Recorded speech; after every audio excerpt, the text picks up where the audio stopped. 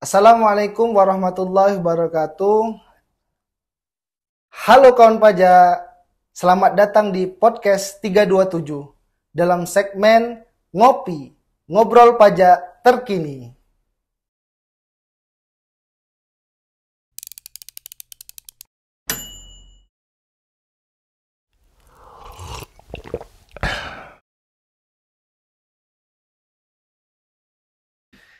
Apa kabarnya kawan pajak semua?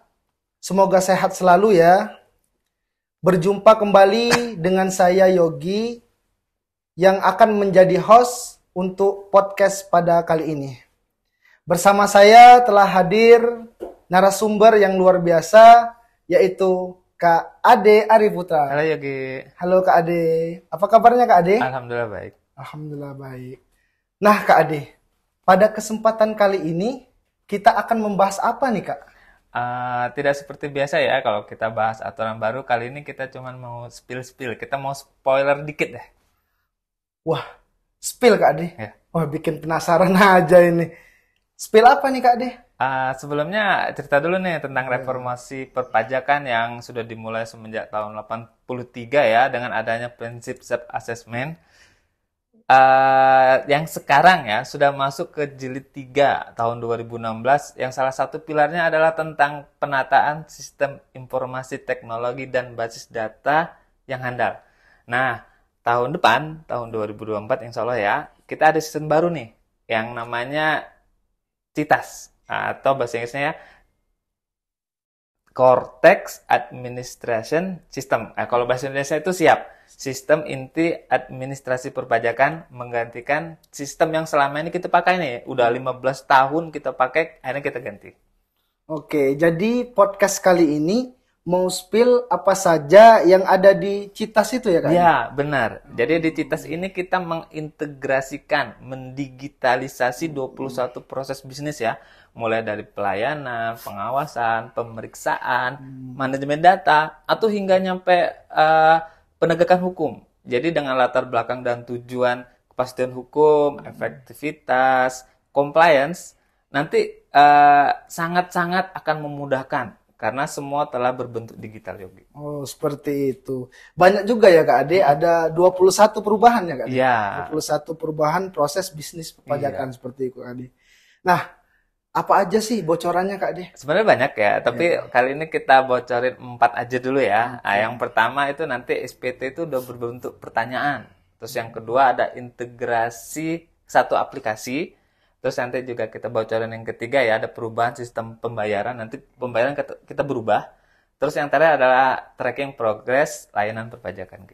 Oke Kak Ade, kita mulai dari yang pertama ya Kak Ade. Yang pertama tadi SPT berbentuk pertanyaan gitu Kak Ade. Nah, apa nih maksudnya Kak Ade? Nah, yang Yogi tahu ini ya, sekarang ya. Sekarang kan kalau kita lapor pajak ya, kita kan mulai ngisi dari belakang nih. Kita ngisi dari lampiran dulu. Kita ngisi kalau usaha kita ngisi lampiran PP23. Terus kita kalau kalau kita karyawan kita ngisi yang karyawan. Terus kalau kita usaha, kita nggak ngisi karyawan tuh. Akhirnya banyak yang kosong.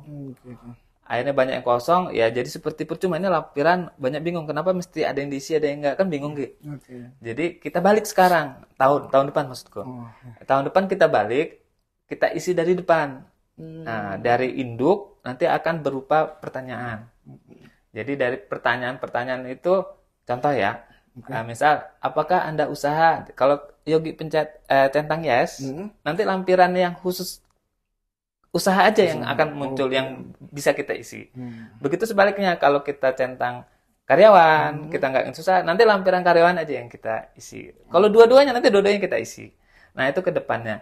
Jadi nanti SPT, contoh ya, SPT tahunan OP itu hanya satu.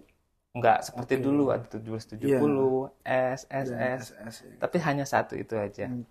Terus nanti isinya juga ya, nanti pre-populated. Pre-populated itu istilahnya otomatis terisi.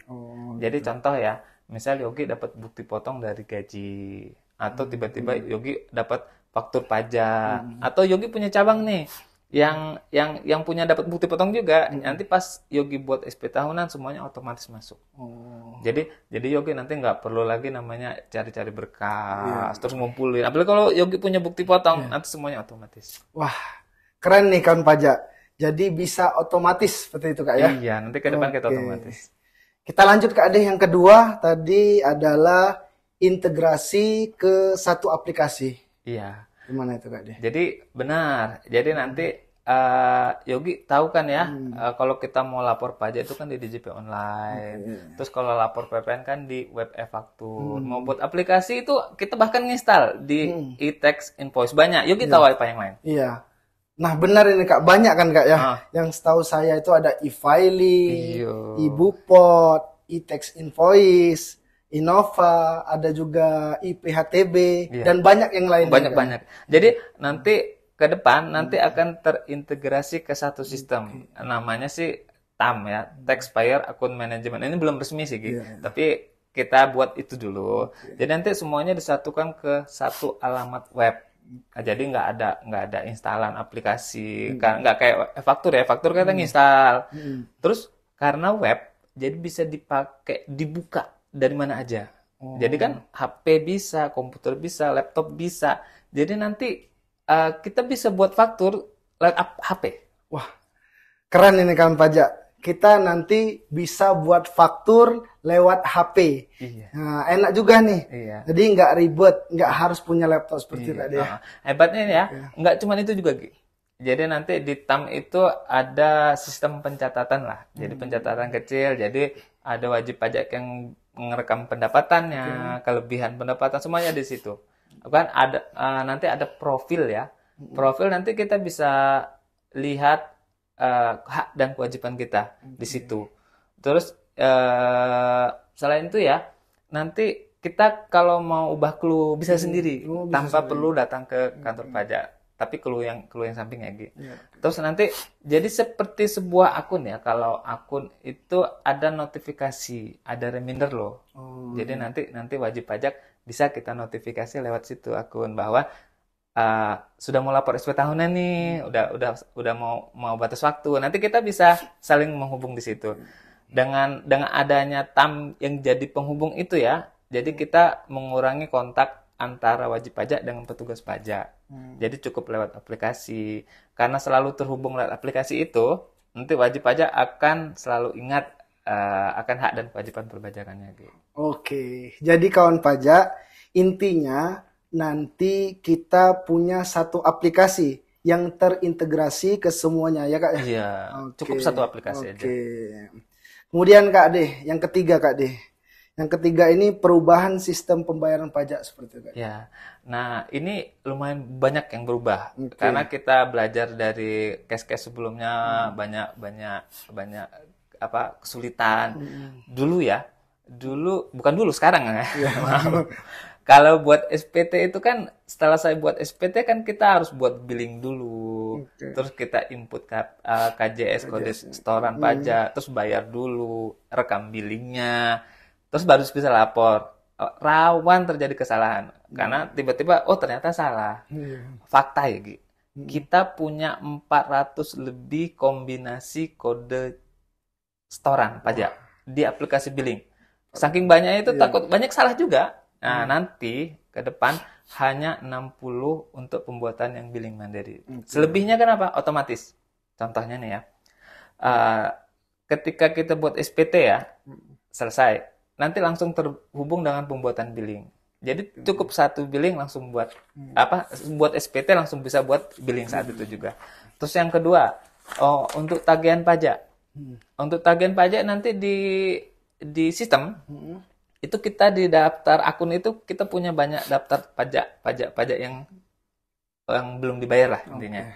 Terus daripada kita buat kode-kode billing nanti tinggal klik buat billing terus bayar. Terus yang ketiga ya, nanti Yogi sering kan buat billing terus hilang. Iya.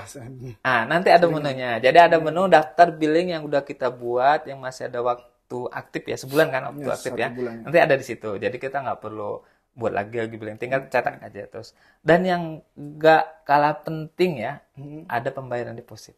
Oh, deposit ya. Ya, deposit itu tuh akun pembayaran yang belum terikat ke jenis pajak apapun. Jadi dia bebas. Jadi bisa dibayar buat ini, buat pajak, buat SPT, buat utang pajak. Semuanya dilakukan pemindahan bukuan secara otomatis nanti kalau kita mau mengakui pembayaran. Itu yang agak istilahnya agak besar perubahannya di kita nanti. Oke, jadi nanti Kak Ade ya saat mau lapor kita bisa langsung dapat billing gitu ya? Iya, langsung bayar, langsung ke lapor itu. Oh, jadi tidak perlu kita menghafal kode-kode gitu ya Kak Ade? Betul, banyak itu banget kan, itu, ada 400 itu. Jadi bisa mengurangi resiko ya Kak Ade, kesalahan gitu. Benar-benar. Oke. Kemudian yang terakhir Kak Ade, tracking proses layanan perpajakan. Iya. Nah, itu apa Kak? Ini sebenarnya simpel ya, tapi berguna sekali ya. Jadi kalau ada permohonan wajib pajak, misalnya NE, SKB, ketika diajukan secara online, dia bisa lihat prosesnya sampai mana dikerjakan oleh kantor pajak. Nah, jadi nanti dia bisa lihat, bahkan ya nanti ketika itu sudah selesai, dia bisa disatukan ke satu tempat. Jadi dia di menunya nanti ada download. Mulai dari tanda terimanya kapan dia masukin, hasilnya gimana, nanti bisa dilihat. Nah, contohnya mulai dari surat keterangan terdaftar, dia bisa download. Jadi kalau hilang, ya bisa download lagi aja. Oke, luar biasa nih Kak Ade. Jadi ngomong-ngomong Kak Ade, kapan nih Cortex di launching Kak Ade? Kapan nih Kak Ade? Kayaknya belum saatnya ya. Kita masih menunggu arahan dari pusat. Tapi kita sudah siap-siap. Petugas pajak sudah mulai dapat. Kita belum launching keluar. Sepertinya tahun depan deh. Jadi untuk poin pertama ya, kayak SPT tadi kan kita harus ada aturan hukumnya dulu baru bisa. Jadi stay tune ya. Oke, stay tune ya Kak Ade ya. Oke, jadi kawan pajak dapat disimpulkan bahwa dengan adanya sistem inti administrasi perpajakan ini sangat bisa mempermudah kewajiban perpajakan bagi wajib pajak gitu kan ya. Nanti juga akan ada aplikasi yang terintegrasi dalam satu sistem gitu kan ya. Kemudian juga sistem pembayarannya nanti tersedia fitur pembayaran deposit. Betul. Dan kemudian juga seluruh hasil dokumen wajib pajak itu telah terdigitalisasi itu Kak ya. Oke. Jadi benar. Jadi nanti ke depan ya seharusnya nggak ada lagi orang ke kantor pajak karena cukup lewat aplikasi, lewat HP. Jadi wajib pajak selalu terhubung dengan kita dan bisa melakukan kewajiban perpajakannya melalui CITAS itu. Nah, perlahan-lahan masyarakat ya juga akan engagement, istilahnya selalu terhubung. Akhirnya mereka sadar kewajiban perpajakan yang mulai tumbuh itu. Oke. Kak Ade mungkin cukup sekian ya Kak Ade ya. Kita sebenarnya 4 aja dulu ya. 4 dulu ya Kak Ade. Oke. Terima kasih Kak Ade atas penjelasan yang telah diberikan. Semoga dapat bermanfaat bagi kawan pajak semua. Jangan lupa like dan subscribe channel YouTube dan seluruh akun media sosial KPP Pratama Curup untuk mendapatkan update informasi-informasi perpajakan terbaru. Ini ada pantun Kak Ade. Boleh. Siang hari makan kuaci. Cakep. Makan bareng sama Ibu Asi. Cakep. Cukup sekian podcast kali ini. Artinya? Kami ucapkan terima kasih. Assalamualaikum warahmatullahi wabarakatuh. Sampai jumpa di podcast selanjutnya. Waalaikumsalam. Dadah.